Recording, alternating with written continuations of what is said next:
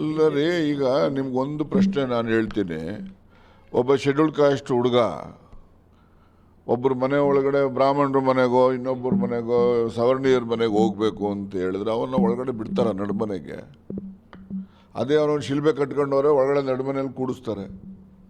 ಅವನಿಗೆ ಸಮಾನತೆ ಬಂತು ಅಂತ ಅವನಿಗೆ ಬರ್ತದೆ. ಯಾರಿಗೆ? ಆ ಅಸ್ಪೃಶ್ಯದ ಹುಡುಗ ಏನಿರ್ತಾನೆ ಅವನಿಗೆ ಆ ರೀತಿ ಭಾವನೆ ಬರ್ತದೆ. ಅದರಿಂದ ಅವರು ಬದಲಾವಣೆ ಆಗೋದಕ್ಕೆ ಇಚ್ಛೆ ಪಡಬಹುದು.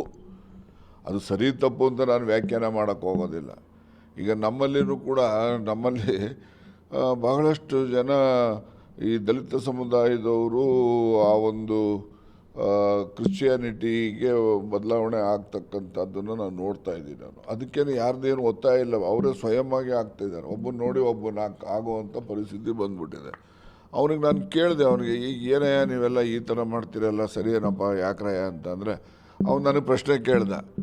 ಸರ್ ಬನ್ನಿ ಅವ್ರ ಮನೆಗೆ ಹೋಗೋಣ, ನಾನು ಒಳಗೆ ಕರೀತಾರೆ ನೋಡೋಣ. ಅವರು ಅದೇ ಶಿಲ್ಬೆ ಕಟ್ಕೊಂಡಿದ್ರೆ ಒಳಗೆ ಕರೀತಾರೆ ಸರ್, ಅದಕ್ಕೆ ಹೋಗ್ತೀನಿ ನಾನು, ಅದಕ್ಕೆ ಕಟ್ಕೊಂಡಿದ್ದೀನಿ ನಾನು, ಅದಕ್ಕೆ ಸೇರಿದ್ದೀನಿ ನಾನು ಅಂತಾನೆ. ಏನು ಹೇಳ್ತೀರಿ ಅವನಿಗೆ ಉತ್ತರ?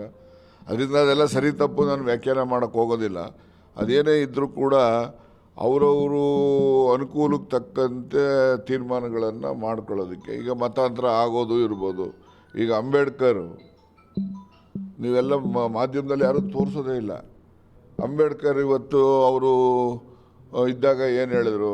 ನಾನು ಹಿಂದೂ ಆಗಿ ಹುಟ್ಟಿದ್ದೀನಿ, ನಾನು ಹಿಂದೂ ಆಗಿ ಸಾಯೋದಿಲ್ಲ ಅಂತ ಹೇಳಿ ಹಿಂದುತ್ವದ ವಿರುದ್ಧ ಅವರು ಬೌದ್ಧ ಧರ್ಮಕ್ಕೆ ಮತಾಂತರ ಆಗಿದ್ದು. ಇವತ್ತು ಅಂಬೇಡ್ಕರ್ ಅನುಯಾಯಿಗಳೇ ನಾಮ ಪಡ್ಕೊಂಡು ಇದನ್ನಂಥದ್ದು ಟೇಪ್ ಕಟ್ಕೊಂಡು ಹಿಂದುತ್ವ ಅಂತ ಹೇಳಿ ಭಾಷಣ ಹೊಡಿತಾರೆ. ಇವತ್ತು ಆ ಥರ ಮಾಡೋದು ಅಂಬೇಡ್ಕರ್ಗೆ ಮಾಡೋ ಅವಮಾನ. ಅದು ಅಂಬೇಡ್ಕರ್ ಏನು ಹೇಳ್ತಾರೆ, ಮತ್ತೊಮ್ಮೆ ಹೇಳ್ತೀನಿ, ನಾನು ಹಿಂದುವಾಗಿ ಹುಟ್ಟಿದ್ದೀನಿ ಆದರೆ ಹಿಂದುವಾಗಿ ಸಾಯೋದಿಲ್ಲ ನಾನು ಅಂತ ಹೇಳಿದ್ರು. ಒಪ್ತೀರಾ? ಇಲ್ಲ, ಅದು ಸತ್ಯ ತಾನೇ. ಅವರು ಕಡೆ ಕಾಲದಲ್ಲಿ ಅವರು ಬೌದ್ಧ ಧರ್ಮಕ್ಕೆ ಸನ್ಯಾಸತ್ವ ತಗೊಳ್ತಾರೆ. ಯಾಕೆ ತಗೊಳ್ತಾರೆ? ಈ ಹಿಂದೂ ಧರ್ಮದಲ್ಲಿ ಇರ್ತಕ್ಕಂಥ ತಾರತಮ್ಯಗಳನ್ನು ನಿವಾರಣೆ ಮಾಡಲಿಕ್ಕೆ ಅವರು ವಿಫಲ ಆಗಿದ್ದರಿಂದ ಅವರು ಬೌದ್ಧ ಧರ್ಮಕ್ಕೆ ಹೋಗ್ತಾರೆ. ಅವೆಲ್ಲ ಹಳೆಯ ಇತಿಹಾಸ ಇದ್ದಾವೆ. ಇತಿಹಾಸ ಸರಿಯಾಗಿ ತಿಳ್ಕೊಂಡು ನಾವು ಮಾತಾಡಿದ್ರೆ ಹೇಳ್ಬೋದು. ಇತಿಹಾಸ ಇಲ್ಲ ಸುಮ್ಮನೆ ಏನೋ ಈಗೆಲ್ಲ ಎಮೋಷನಲ್ ಆಗಿ ಹಿಂದುತ್ವ ಅದು ಇದು ಅಂತೇಳಿ ನಾವೇನು ಹಿಂದೂಗಳಲ್ವ? ನಾವು ಹಿಂದೂಗಳೇ. ನಾವೇನು ಗಣಪತಿ ಪೂಜೆ ಮಾಡಲ್ವ? ಇತ್ತೀಚೆಗೆ ಇದೊಂದು ಟ್ರೆಂಡ್ ಬಂದ್ಬಿಟ್ಟಿದೆ. ಇದು ಹಿಂದೂ ಗಣಪತಿ, ಗಣಪತಿನೇ ಹಿಂದೂ, ತಿರುಗಿ ಹಿಂದೂ ಗಣಪತಿ. ಏನು ಬೇರೆ ಕ್ರಿಶ್ಚಿಯನ್ ಗಣಪತಿ ಇದಾನ ಅಥವಾ ಮುಸ್ಲಿಂ ಗಣಪತಿ ಇರೋನೇ ಗಣಪತಿ ವಿಘ್ನೇಶ್ವರ ಒಬ್ಬನೇ ಅಲ್ವ ಇರೋನು? ಹೊಸ ಹೆಸರು ಹಿಂದೂ ಗಣಪತಿ. ನಾನೆಲ್ಲ ಮುಸ್ಲಿಂ ಗಣಪತಿ ಎಲ್ಲಿದೆ ಅಂತ ಹುಡ್ಕೊಳ್ಳೋ ಅಂತ ನೋಡ್ತಾ ಇದ್ದೀನಿ, ಅಥವಾ ಕ್ರಿಶ್ಚಿಯನ್ ಗಣಪತಿ ಎಲ್ಲವರೇ ಅಂತ.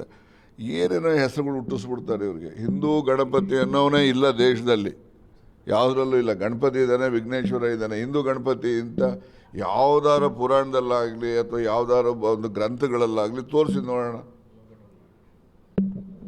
ಹಿಂದೂ ಗಣಪತಿ ಅಂತ ಎಲ್ಲನೂ ಇದೆಯಂತ ಯಾವ್ದಾರ ಗ್ರಂಥದಲ್ಲಿ? ಮತ್ತು ಇಲ್ಲದೆಲ್ಲ ಉತ್ಪತ್ತಿ ಮಾಡ್ತಾರೆಲ್ಲ. ನಡೀರಿ, ಓಟ್ಗೋಸ್ಕರ ಅಷ್ಟೇ ಎಲ್ಲ. ಆಗ್ತದೋ ಬಿಡ್ತದೋ ಅದೆಲ್ಲ ಯಾರು ಕೇಳ್ತೀರಪ್ಪ? ಕಾಂಗ್ರೆಸ್ ಹೈಕಮಾಂಡ್ ಕೇಳಿ, ಅವರೇ ಅದಕ್ಕೆ ಉತ್ತರ ಹೇಳೋರು. ಈ ದಸರಾ ಉದ್ಘಾಟನೆಗೆ ಬಿಜೆಪಿ ಸರ್ಕಾರ ಬಂದರೆ ಹೊಸ ಕಾನೂನು ತರ್ತೀನಿ ಅಂತ ನಾನು ಅಶೋಕ್ ಹೇಳಿದ್ದಾರೆ ಸರ್. ಅಶೋಕ್ ಹೇಳ್ತಾರೆ ಅಂದರೆ ಬಿಡ್ರೆ, ಅಶೋಕನ ಮಾತಿಗೆ ಯಾಕೆ ಅಷ್ಟೊಂದು ಇಂಪಾರ್ಟೆನ್ಸ್ ಕೊಡ್ತೀರಿ? ಹೆಂಗೆ ತರ್ತಾರೆ?